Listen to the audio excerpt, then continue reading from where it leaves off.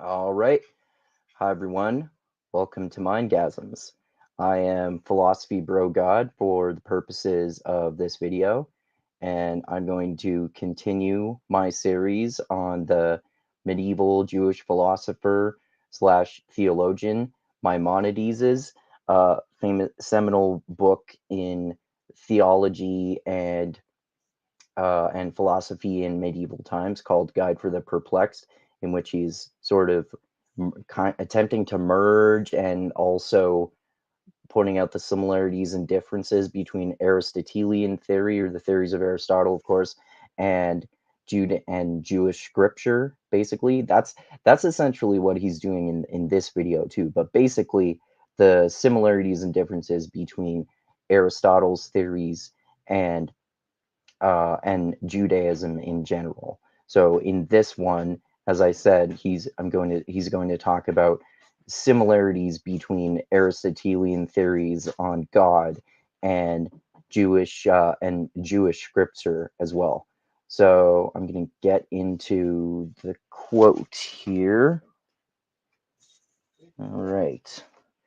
Okay. So first off, he talks about how one of the Psalms declares the glory of God. So that psalm is there are multiple ones, but this is apparently the most well-known one. So this is, and also I originally thought this is important to note too, before I started working on this video, that the the only Jewish holy books, or at least the only main ones, were the Pentateuch slash the Talmud. And I just found out recently that those are supposedly the same thing. And the Pentateuch is the first five books of the Old Testament of the Bible. But I just learned recently that Jewish people also consider some Psalms and other books of the Bible, some Jewish people too. It's not necessarily an agreement among all Jewish people, but some consider Psalms and other books of the New Testament to be holy Jewish scripture, along with the Pentateuch slash the Talmud as well. But anyway, this is Psalm 19, a Psalm of David. The heavens declare the glory of God. The skies proclaim the work of his hands. Day after day they pour forth speech. Night after night they display the knowledge. There is no speech or language where their voice is not heard. I think that's interesting. It basically self-explanatory, right? He's or the psalm rather is explaining the glory of God, obviously. And I think the interesting thing that Maimonides does with this is that he talks about basically the word glory.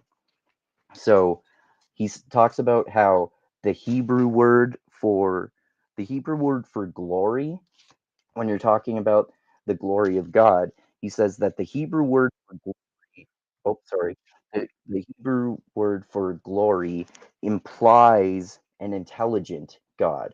So Aristotle believed in the unmoved mover, or the prime mover, or the first cause, and this God is intelligent because an intelligent being had to have created the universe. This is one of his conclusions that he gets to in his work, about specifically God, of course. So, if since the Hebrew word for glory implies intelligence, Maimonides says that this means that according to both Aristotle and the Bible, the first cause, which is God, is sentient and intelligent. I think that's interesting too, although I'm not sure I necessarily agree with the connection. And I looked this up briefly, and he apparently, even though Maimonides he promoted a lot of the theories of Aristotle and Plato, he wasn't actually specifically an Aristotelian uh, or a Platonist, but he just really appreciated some aspects of their theory. But let's look at the logic in this argument then. I think this is actually also sloppy logic. So just because the one of the psalms, or perhaps multiple psalms, implies the glory, talks about the glory of God, which implies an intelligent God, it doesn't necessarily it's not necessarily a specific, like, you could say that Aristotelian theory agrees with any scripture or any holy text by that logic if you have anyone talking about any god with glory.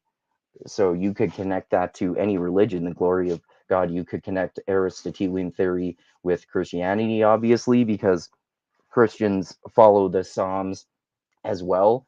And you could connect it to any religion in which anyone talks about the glory of God. Islam, or not even necessarily the monotheistic or Abrahamic religions, even some of the polytheistic ones like Hinduism, for example. So you could, if you're just saying that the glory of God shows that both Judaism and Aristotelian theory believe in an intelligent, sentient God who created the universe, then it wouldn't be the God in Jewish scripture in particular specifically, or even only the Jewish God. It could be any God, right?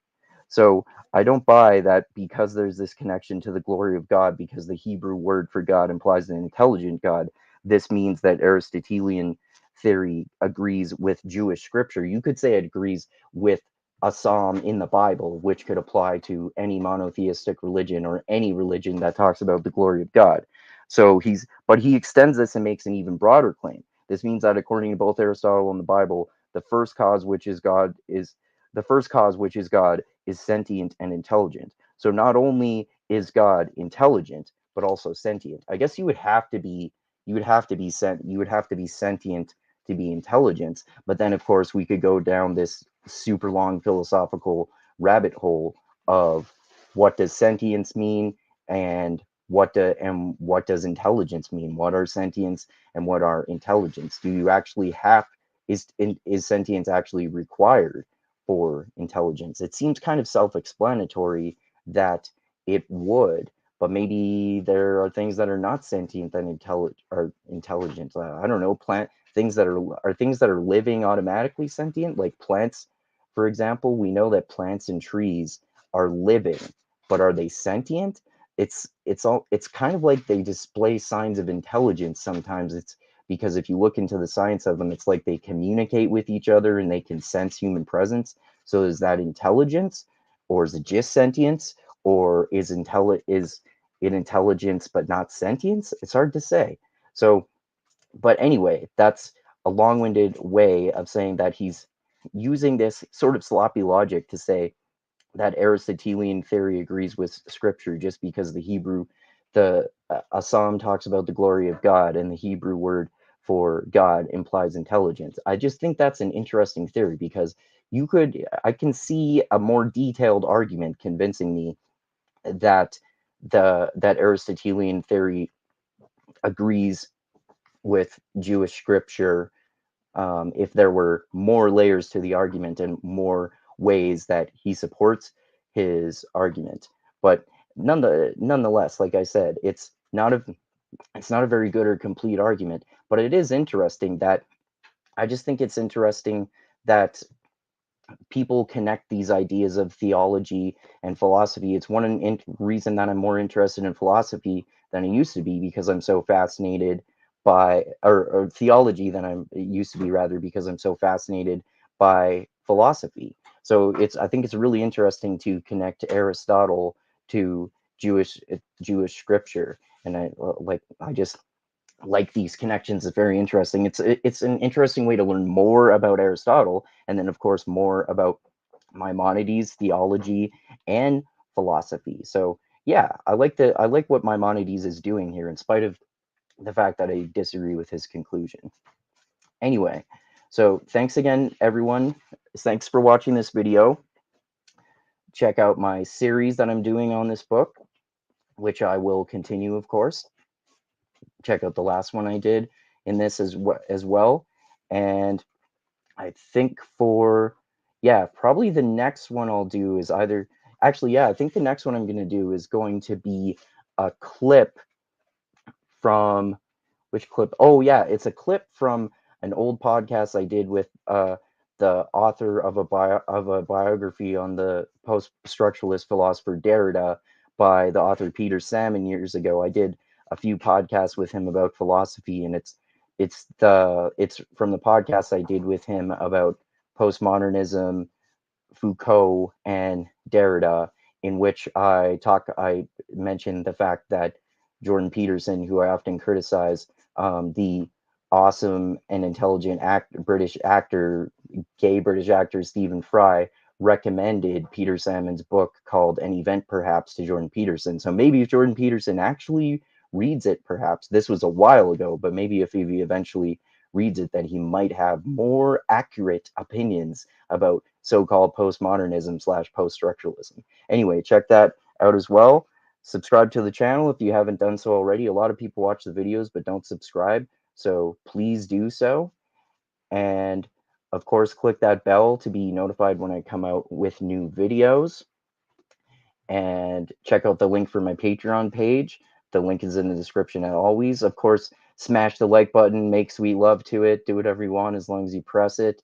And most importantly, like I always say, always remember this: the funk cures all, and groove is in the heart. And I'm a philosophy bro, because philosophy is awesome and you don't have to be a genius to understand it. In fact, it's fascinating. Lots more people should learn about it. All right. Anyway, thanks again, everyone, and adios until next time.